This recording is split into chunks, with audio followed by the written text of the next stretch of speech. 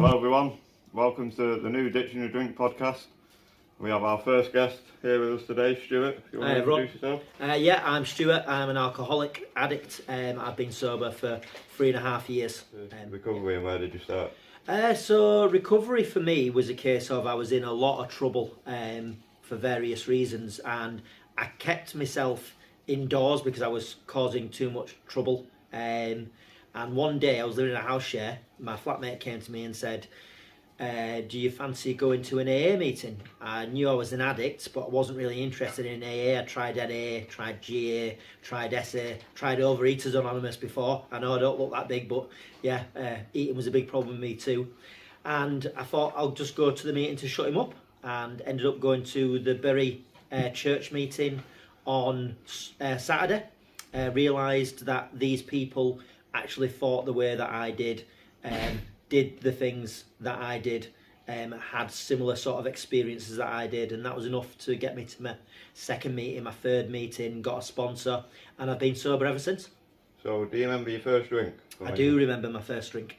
So my first drink, my dad was in charge of the Polytechnic in Huddersfield, and one day he came home with a lot of baby shams and a lot of hoochers and reefs. And my dad said to me, here, you can have one of these reefs. And as soon as I had my first reef, I knew that I was absolutely in love with this thing, because it was just lots of sugar. I was addicted to sugar from a very, very early age, and it was something that would change the way that I felt. So if I was given £2, £3 pocket money, I'd be straight to the shop, getting as many sweets as I can, as many crisps as I can, and just literally downing them. Bottle of pop didn't last me more than 20-30 seconds all the time. So when I found something that was like the sugar rush of the shops, but then with the added bit of changing the way that I felt, I was hooked. So would you say you had those addictive tendencies going through your childhood? Very much so. So I was never a popular kid, but I was always obsessive about everything that I did, whether that was Sunderland Football Club, whether that was my Amiga games, whether that was my Super Nintendo games, whether that was my Saturday morning cartoons. Anything that I was into, I was always obsessive about. So when you first started drinking, was it socially and going out with your mates? No, not at all. So my drinking was always a way until my late teens for me to get out of my head and sort of escape from the world. So I wasn't a full-blown addict until I was in my mid to late 20s. However, when I drank when I was younger, between the ages of, I'd say, 9 and 19, I could never drink successfully. It would always end in me offending somebody, doing some behaviours that weren't appropriate, or being sick to the point of I was severely ill. When I was 16 years old, I got a job working as a dishwasher at a seafood restaurant, and the first Christmas party, I decided to brag to everybody that I was this big drinker, and I wasn't, you know. So they decided to just feed me loads and loads and loads of rum, and I ended up being unconscious after being sick everywhere for 3 days straight. My dad woke me up on the third day and said, Stuart, I thought I'd lost you. Just a motor sick everywhere around me. So from when you first picked up a drink to when you ended, was there like an imaginary line you probably crossed where you thought, I might be a bit of an alcoholic here and I might need a bit of help, sort of thing? Yeah, but that line didn't come until I'd started travelling. I think the first time I experienced that line was when I was working on a summer camp in Santa Cruz, California, and I decided to meet up with the rest of the group, the rest of the counsellors, after having a drink. I got so drunk that I was sick 7 times on the Greyhound from Santa Cruz to Monterey. And I got to Monterey and everybody was fairly drunk and I was absolutely paralytic. And I think that was the first time that I realised that I'd crossed that imaginary line. So, from when you first come into AA, because I remember you in AA, because you're 3.5 years, I'm 4.5, so you're a year behind me. So I think I remember your first meeting on a Sunday. Can you explain what you felt like when you first got into that first meeting? So that Sunday would have been the second meeting. The first meeting was the Saturday, and I just wanted to shut you all up. I wanted to prove that I didn't have a problem and that you guys were just idiots, you know. And one after another, after another, after another, made me realise that maybe it was me that had the problem. When you first come into AA, would you say you got the relevant support you needed? Yeah, pretty much straight from the beginning. So my first meeting, people were spreading the message for the newcomer. The second meeting, they wanted to make sure that I was coming back all the time. And then the third meeting, I met my sponsor. And from that moment on, I got all the support that I needed because I really ingratiated myself with the fellowship in this program. It was at a meeting called Whitefield. And essentially there was 6 people that used to go out on a Friday night, have something to eat, talk about life, etc, etc. And these people had been 20 years, 15 years, 17 years sober. So I kind of just attached myself to these people, not having a bloody clue what was going on, and by osmosis kind of got what this program was about. So from when you first come into AA, when did you start to realise your life was starting to improve? I'd say after about 6 months. I wasn't waking up with that sense of dread. I had money in my pocket. I was making friends. People were glad to see me come back to meetings. My health was getting a bit better, but then it got worse, and we'll go on to that later on. And yeah, the consequences weren't happening anymore. I still had something hanging over my head, but I got the confidence that that wouldn't always be the way. So I've seen you a lot of meetings early on, and then there was this like 1.5 year gap where I think you did different meetings to the one I did. That's right. And in recovery, you always, for me, if you don't see somebody, you always go, what are they up to? Are they still at it? This lady, Michelle, hi Michelle, she basically asked if she could come to one of these gigs with me. She wanted to go see James at Sheffield. So I said, yeah, absolutely no problem, come along. And then the night before we're due to go, another friend of mine, Ken, basically said, can I come to one of your things? Can I come to James with you? We had an absolute whale of a time, and we started going to different theatre shows and gigs, and we do board game nights and all sorts of things now. I think that's brilliant to get other people what are in recovery out, because I think if you're early on and you're just starting this journey, you know, you feel like you can't go anywhere, and you feel like you can't socialise. I did, at least, you know what I mean? I didn't start going out really until about a year, 18 months, you know. I just used to do meetings and then come back home really. Yeah. And I thought, is this what it's going to be like for the rest of my life? But you know, you doing things like that, bringing people out with no drink involved. I mean, we went to a gig last week. We did, yeah. We went to see a beautiful South tribute band. It was great. And it was brilliant. Yeah. You know, I mean, I've never done one of these events, and I really enjoyed it. It was different. Yeah. Only knew 1 or 2 songs, but who cares? You know what I mean? We get out, we socialise. It's not just about the music. It's about, you know, there were 7 or 8 people in recovery there, all together on a night out, enjoying themselves. So I think that's brilliant. So, So for me, after about 7 months, I really had a look at myself and I had a think, and I thought, it's great being sober, it's great having peace, but I miss doing things, I miss being places. So what I did is I made a list of 15 things that I wanted to do in the next 7 years. And a lot of them were stuff like I wanted to climb Snowdon, I wanted to perform at certain festivals, I wanted to run certain distances.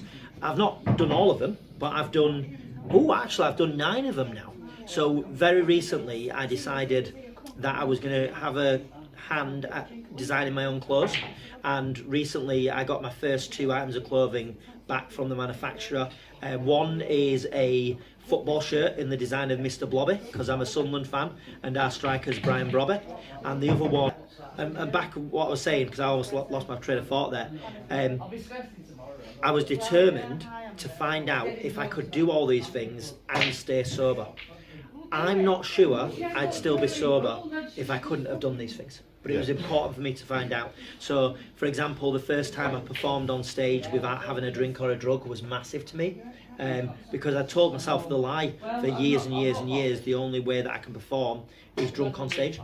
well, this is what alcohol does. It sort of gives you a false sense of confidence, really, doesn't it? You know? I didn't play it. Like for me, I used to go out of your sort of events and stuff like that, which really does help people in recovery.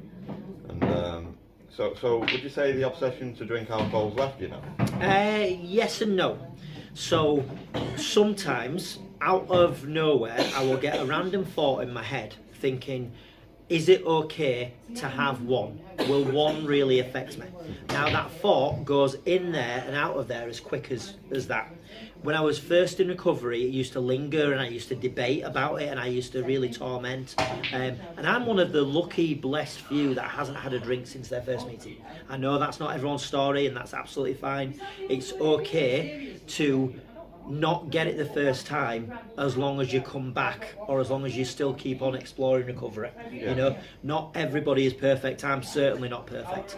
But for me, it's a case of building a life that is too precious to lose to alcohol or drugs. You know, and that's what I've concentrated on doing for these last 3 years. Yeah, so you're 3 years now, and like you say, you've built a life acceptable to you. Yeah. And you're the one living it every day. Yeah, yeah. And you know, it'd be absolute insanity, wouldn't it? It'd be mental. To Absolutely mental. I mean, I get fleeting thoughts now and again. You know, especially in the summer, you walk past the beer garden, etc. You see people aren't enjoying themselves, but we know that the first one does the damage now. Of course. And people get this idea that, you know, recovery's an open door. Yeah. And you know that yourself. People go out, they try the theory again, and they feel like they can't come back because, you know, they feel like they're going to be embarrassed to the fellows, or, you know, like, but it's not the case. We bring people back with open arms and go, you know what, try again. Yeah, we don't shoot our wounded. It's just that simple. So for me, it's more of, if I'm going through a hard emotional time, I will think to myself, I know what will fix this, but even though it might fix it for 2 seconds, it'd ruin everything else. I've got a job now where people rely on me, and I get paid a lot of money for doing essentially nothing. JD Sports, if you see this, please do not make me redundant. They also need that 50% discount. Oh, yeah, anytime, mate, anytime. And it's a case of, I wouldn't be able to do these things if my head was addled with drugs or alcohol. I've still got a problem with sugar.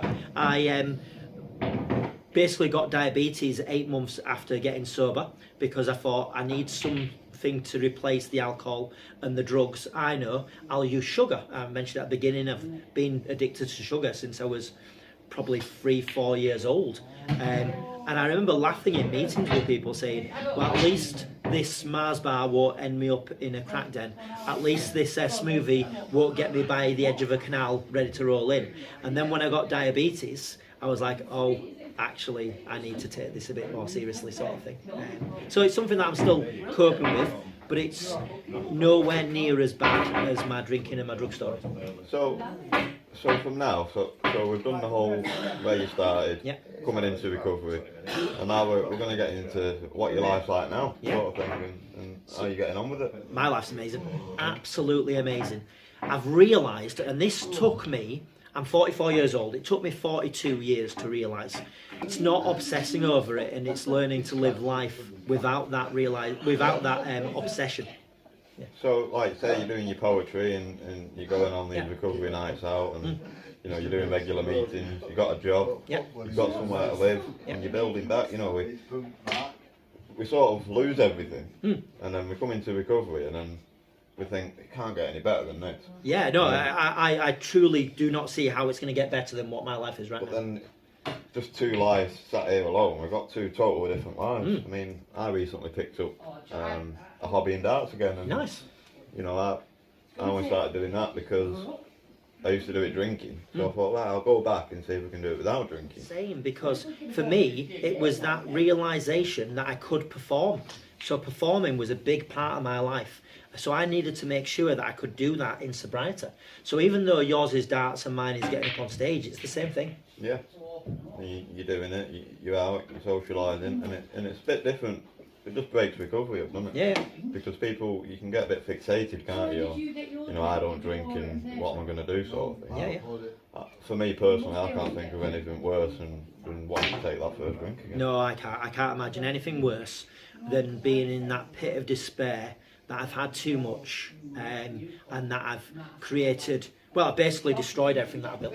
You know. And you've got it back again, and Yeah. it's great to see. You know, you've always been one of the people in recovery I've always seen, and you know, like I say, we do different meetings now, but when I see you go, it's good, you know, even years down the line that people are still doing it and they're still on the journey, Yeah. and building those better lives and giving people chances, you know what I So mean? a big part of that for me is to sort of help other people in the fellowship. So when I came in, I wasn't used to accepting or having help from anyone, and so to meet a man who was willing to take me through the book was massive for me. So what I've done in return is I've started taking people through the book. So at the moment I've got 3 sponsees, which isn't There today, leave it there for so today, and then let's continue on another time. It's been great, Stuart. No worries. If Thank you. you. Have you got a message for any people struggling out there? Yeah, so I would say that AA or CA or NA or anything that ends with an A doesn't have the monopoly on recovery. But what it does have, it has the opportunity for you to meet other people who are going through the same issues as you are, to let you know that you're not alone. And I think that's where it has a lot of advantages over other things. But therapy, detox, rehab, they're all valid, you know. Just whatever way you can recover, do it. I think the moral of the story is, doesn't matter what recovery route you go down, as long as you're not drinking, exactly. and we're not, and we're living life, so that's absolutely brilliant. So we'll leave it there. No